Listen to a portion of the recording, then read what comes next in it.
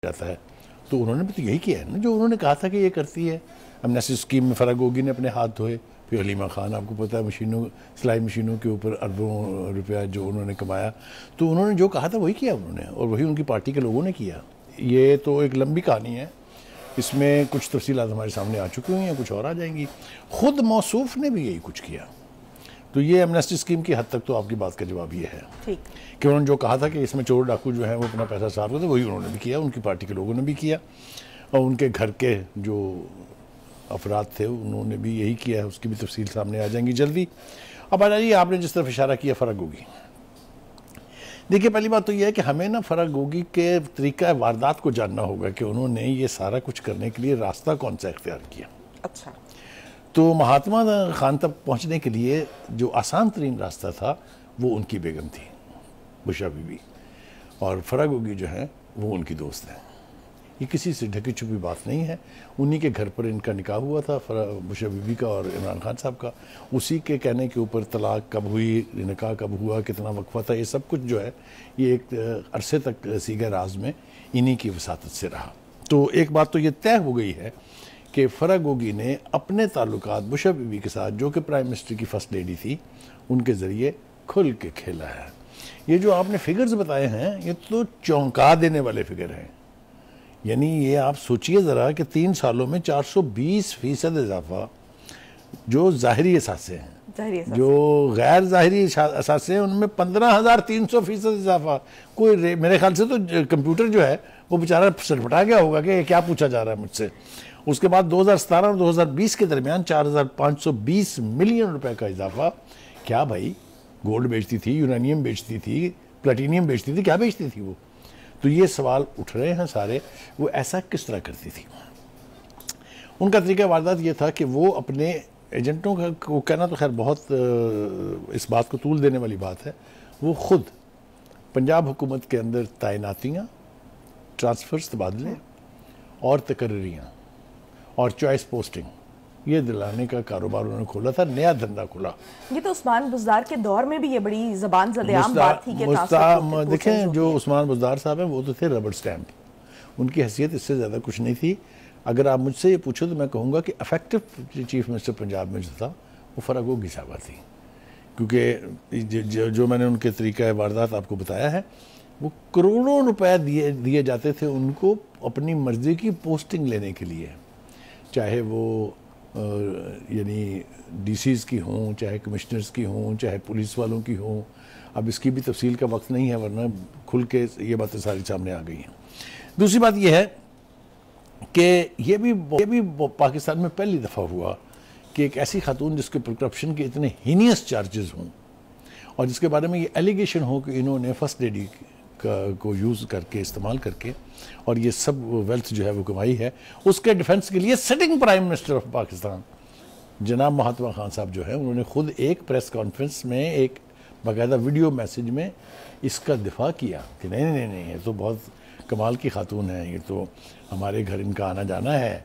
तो वो कमाल फिर जो है वो बाद में सबके सामने आया हुआ है, और अब वो मुल्क से फरार हैं, आने के लिए तैयार नहीं हैं। उनको वैसे बुला तो लिया उन्होंने, लेकिन देखें असल बात यह है कि मर्दों में आप ये तय करना बैठे हैं अगर कि कौन ज़्यादा करप्ट है, कौन कम करप्ट है, ये ज़रा थोड़ा मुश्किल काम है। लेकिन इस मुल्क में ये तय करना कि इस मुल्क की करप्ट तरीन खातून कौन है, उनका कोई मुकाबला ही नहीं है। लिहाजा एक ही नाम आपके जहन में आएगा, वो है फराग गोगी। तो ये एक और बड़ी बात है। आज नईम खान साहब ने भी अपने एक बयान में जो एक जगह खिताब कर रहे थे, वो उन्होंने कहा कि जी हमें भी बड़ी देर में पता लगा कि ये सारी करप्शन जो फराग गोगी ने की, ये थी वो नया पाकिस्तान बनाने के लिए ज़रूरत, जिसका विजन जो है वो महात्मा खान साहब ने देखा था। शायद इसीलिए उस्मान बुज़दार साहब पर बड़ा सख्त स्टैंड लिया हुआ था खान। जी हाँ जी। अब सूरत हाल ये है जी कि गोगी साहबा को बुला लिया है, ये आपने खबर सुना भी दी है। 3:30 बजे 13 नवंबर को उन्होंने कहा कि पेश हो जाए, क्योंकि आप नैब में तो पेश हुई नहीं है। लिहाजा अब आप एक तहकीकाती मुश्तरका तहकीकाती कमेटी है, या कह लीजिएगा एक टीम है, उसमें आपको आना पड़ेगा, और आप अपने साथ 190 मिलियन पाउंड का वो जो स्कैम है उसका भी सारा रिकॉर्ड लेके आए। यानी बात जो है वो सिर्फ उनकी तकर्रियाँ, तबादले वहाँ तक नहीं रुकेगी। वो जो उन्होंने, आपको याद है ना वो केस 190 मिलियन पाउंड वाला, किस तरीके से वो सरमाया जो है लंदन से मुंतकिल हुआ, किस तरीके से उसके बदले में इन्होंने ज़मीन ली, इनके साथ अल-कादिर ट्रस्ट वाला जी जी अल-कादिर ट्रस्ट वाला मामला। तो ये बात जो है ना, ये अभी तो और खुलेगी। अभी आप उनको पेश होने दें, जब वो पाकिस्तान वापस आएंगे वो तोते की तरह बोलेंगी। ये एक कमाल रहा है खान साहब के साथ, जितने भी लोग थे वो अब प्रेस कॉन्फ्रेंसेस कर रहे हैं, इंटरव्यूज़ दे रहे हैं, प्रेस रिलीजेस जारी कर रहे हैं, तो पता चलता है कितने लायल थे वो। ये भी बोलेंगी तोते की तरह से। हमने तो एक वक्त में सुना था कि शायद ये भी उनके खिलाफ वादा माफ गवाह बनने जा रही हैं। ये होने जा रहा है कि नहीं होने जा रहा है, इसका सारा दारोमदार है कि वो वापस कब आएंगी। उन्होंने अपनी मर्जी से तो वापस नहीं आना है, ये तो तय है। लिहाजा उनको लाना पड़ेगा या रेड वारंट के ज़रिए या जो भी तरीक़ाकार हैं दूसरे ममालिक से वापसी के, आएंगी वो ज़रूर। और वो जब आएंगी तो फिर वो बोलेंगी भी बहुत। ठीक। अच्छा बुखारी साहब, इस बारे में तो तहकीकात होनी चाहिए बिलाशुबा इसमें, लेकिन ये इसमें 3 नाम बहुत ज़्यादा लिए जाते रहे, उस्मान बुज़दार साहब भी और हसन जमील गुज्जर भी जो इनके हस्बैंड हैं फरागोगी के, और तीसरा नाम फरागोगी का। लेकिन हमने देखा कि अभी फरागोगी का नाम जो है वो सर फहरिस्त आ गया। उस्मान बुज़दार जो है वो PTI से अलहदगी इख्तियार कर लेते हैं, इसलिए उन पर जो केसेस थे या चार्जेस थे वो उस तरह से सामने नहीं आ रहे हैं। तो क्या इससे एक आम आदमी के पास जो तासुर जाएगा वो ये नहीं जाएगा कि क्या इस वक्त मकसद इंसाफ है? देखिए, मकसद इंसाफ उस एतबार से तो नहीं रहा जिस एतबार से आप पूछना चाह रही हैं। पॉलिटिकल विक्टिमाइजेशन हमने सुना है, होती रही है और होती है, कोई आप इसको अवॉइड नहीं कर सकते। जिस तरीके की यानी पिछली हुकूमत में खुद इन्होंने की थी कि वो सारे केसेस जो बनाए गए उनका क्या हाल हुआ, इसलिए कि प्रोसिक्यूशन वीक थी, शवाहद थे नहीं, गवाही थी नहीं, नैब ने भी हाथ खड़े कर दिए, FIA ने भी हाथ खड़े कर दिए। अगर आपको मशीर मेमन याद हो, जो जिस तरह से उन्होंने कहा था कि खान साहब ये कहते थे आप मुकदमा कायम करो, जवाब है कि नहीं है ये मुझे नहीं बताने की ज़रूरत। तो ये जो जिस तरीके के मुकदमा तो उस वक्त कायम हुए, ये होते रहते हैं, ये हमें समझ में आती है। लेकिन जो मुकदमात अब इनके ऊपर कायम हुए हैं, जिनमें फॉरेन फंडिंग है, जिसमें तोशाखाना है, उसमें एविडेंस बहुत स्ट्रॉन्ग है।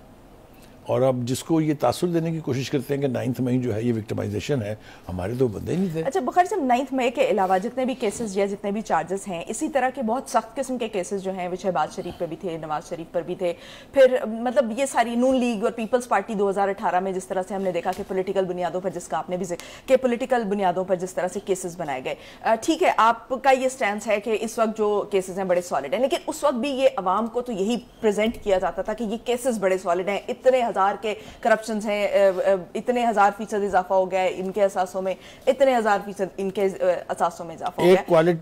एक क्वालिटेटिव फर्क अगर आप मुझे इजाजत दें तो मैं बताऊं आपको। ये पैसा जो है ये इसलिए करप्शन का डायरेक्ट आउटकम है कि जो शरीफ फैमिलीज के ऊपर जो इल्जामात थे, जो मुकदमात हैं, उनमें पैसा उनका अपना है। उन्होंने जो हरकत की वो ये कि कानून को हुडविंग किया। FBR के कवानीन जो हैं, जो टैक्स और ड्यूटीज़ वगैरह के हवाले से हैं, उनको इन्वेड किया, पैसा जो है पहले बाहर भेजा, फिर अपने बेटों के ज़रिए मंगवा लिया। ये चार्ज है ना उनके ऊपर। पैसा किसका था? पैसा तो उन्होंने टैक्स देना था। जो ये बात हो रही है जिन केसेस की हम इस वक्त बैठ के जिक्र कर रहे हैं, उसमें पैसा अपना तो था ही नहीं कभी। लेकिन टैक्स का पैसा भी तो गवर्नमेंट का होता है। करेक्ट। तो मैंने कहा, ये तो नहीं कहा ना कि वो उनको इजाजत है कि वो जो मर्जी करें, भुगतेंगे ना। अगर वो मुकदमात जो हैं वो वैलिड एविडेंस के ऊपर हैं तो they must pay the price. ये तासुर हमारी गुफ्तगू से लेना कि हम ये कह रहे हैं कि उनको तो ना पूछें, इनको खा जाएं, ये गलत है। हमने कभी आज तक ये नहीं कहा। हम फिर कह रहे हैं, बबांगे दोहल कह रहा हूं कि जहां कहीं उन्होंने कानून को हुडविंग किया है, पाकिस्तान के टैक्स की इवेजन की है, उनको उसकी सजा मिलनी चाहिए। ठीक है। लेकिन फर्क सिर्फ ये है कि वो खेले अपने पैसे से, टैक्स बचाया, टैक्स इन्वेड किया। ये सारी दुनिया में होता है बिजनेस कम्युनिटीज में, लेकिन इसकी सजा जजा है। ये जो मुकदमात हैं इनकी नौयत बिल्कुल मुख्तलिफ है। देखिए ना, जिस तरह मैंने आपसे अर्ज किया कि अगर commissioner, deputy commissioner, DPO, SDPO, इनकी पोस्टिंग के भी पैसे लेने हैं किसी ने, तो आप उस हुकूमत की औकात पर भी ज़रा गौर कर लीजिए और ये भी देख लीजिए कि किस नीज लेवल तक जाया जाता है when you ask a bureaucrat pay me the money and get the posting of your choice. तो बुखारी साहब, ये तो उस दौर में बड़ा ज़बान ज़दे आम, जिस तरह मैंने भी कहा कि ये ज़बान ज़दे आम थी बात कि ये करप्शन हो रही है। इवन जो इस वक्त जो आर्मी चीफ साहब हैं, उस वक्त DGISI थे, उनको उनकी पोस्टिंग से हटाया भी इसी वजह से गया और जनरल फैज़ आए जिनकी जगह पर। तो उस वक्त भी यही चार्जेस थे उन पर कि उन्होंने जो है ये जो करप्शन हो रही थी पंजाब में, उसको वो सामने लेकर अभी मैंने आपके सामने एक मिसाल पेश की थी कि ये इतनी खुली बात होने लग गई थी और इतने वसूख से ये बात की जाने लगी थी कि प्राइम मिनिस्टर साहब को खुद गोगी के दिफा के लिए बाकायदा बयान जारी करना पड़ा। इसका मतलब ये कि नौयत संगीन थी। तो उस वक्त इसको कवर क्यों दिया गया? देखिए, कवर किसी ने नहीं दिया, वो भाग गई मुल्क से, वो इक़्तिदार ख़त्म होने से पहले भाग गई हैं, अगर आपको रिकॉर्ड याद हो। और फिर उनके पलट के आने का बहुत दफ़ा उसने, आसन गुज्जर साहब ने भी कहा हम आ रहे हैं, हम अगले महीने आ रहे हैं, हमने वकील कर लिया है, बस हम केसेस का मुकाबला करेंगे। हैं कहाँ, मेरा दे।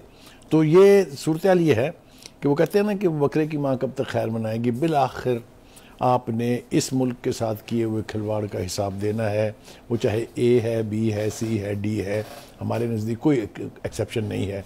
जिसने जितना बड़ा खिलवाड़ किया है उसको उतनी ही संगीन सज़ा मिलनी चाहिए।